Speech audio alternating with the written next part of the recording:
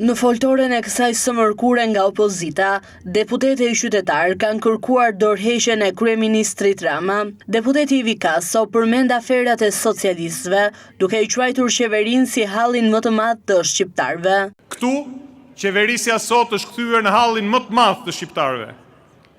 Ne nuk kemi një qeveri të popullit, prej popullit dhe për popullin. Po ne kemi një band kaçakësh të veshur mirë, që ndjekin qorrazi urdhrat e krye kaçakut, i cili ka një synim të vetëm, të vjedhi çdo gjë që Zoti ja ka falur pa kursim këtij vendi, të përzër shqiptarët, të tall fermerët, të katandis arsimtarët dhe nxënësit në ditën e tyre më të zezë. Ai ka synim të shuajë çdo zë dinjitoz në këtë vend, të nëpërkëmbë çdo kritik, ka synim që opozitën ta kthejë në shtojc të qeverisë.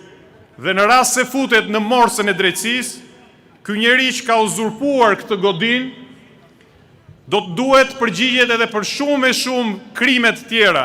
Deputetja Manjola Luku tha se atentatet janë treguesi bashkëpunimit të shtetit dhe bandave. Jemi këtu për të thënë stop, për të kërkuar përgjegjësi dhe për të rindërtuar besimin që ky vend ka nevojë ta rifitojë. Së pari, në emër të grave shqiptare, nënave, vajzave, unë qëndroj para jush për të ngritur zërin kundër ligjeve që sot synojnë të shkatrojnë familjet tona, ekonominë tonë, demokracinë dhe moralin kombëtar.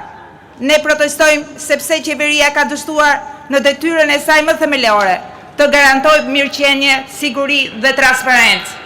Ne jemi dëshmitar se si atentatet në Shqipëri nuk janë më thjesht rënje e shtetit përpara dhunës, por dhunë e kapur në bashkëpunim mes shtetit dhe banda kriminale, siç rezultoi nga ngjarja e rëndë në aeroportin ndërkombëtar të Rinasit apo ngjarja e fundit në Elbasan, ku klicmat e së motrës ushtrojnë për vëllain e ndjerë.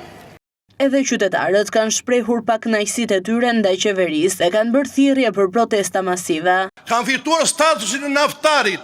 Statusi i naftarit më jep të drejtën të dalë pension 60 vjeç. Kam 2 vjet e gjysmë që s'mjapin as pensionin. Përfitoj 80% të pagës bazë minimale nga statusi trajtim financiar. Hapa gjyq, nuk më dhan avokat. Shteti e përfitova avokatin, nuk më dhan. Me ka taku shpesher të jetoj me pensionista. Qahen pa fund nga halli se si t'ja dalin me një pension 100 deri 200 euro. Më thoni ju si mund të jetoj një pensionist me kaq kur ilaçet i shkojnë 200.000 lekë ose 200 euro. Në rast se keni një zgjak shqiptar, thirrni bitet tuaj atje ku i keni në emigrim, të vinë ta ndihmojnë popullin shqiptar. Kemi nevojë për inxhiniera, kemi nevojë për jurista, shumë. Ekonomia është jeta jonë, e përditshme mundësitë tona, të ardhurat tona, e ardhmja jonë. Prej vitesh, vendi po përballet me një realitet të vështirë ekonomik. Kosto e jetës rritet, me ritme që paga një familje të zakonshme nuk e përballon dot. Çmimet e ushqimeve, energjisë, vëqërave janë rritur më shumë se sa rrogat, ndërsa papunësia tek të rinjt vazhdon të mbetet një plagë e hapur.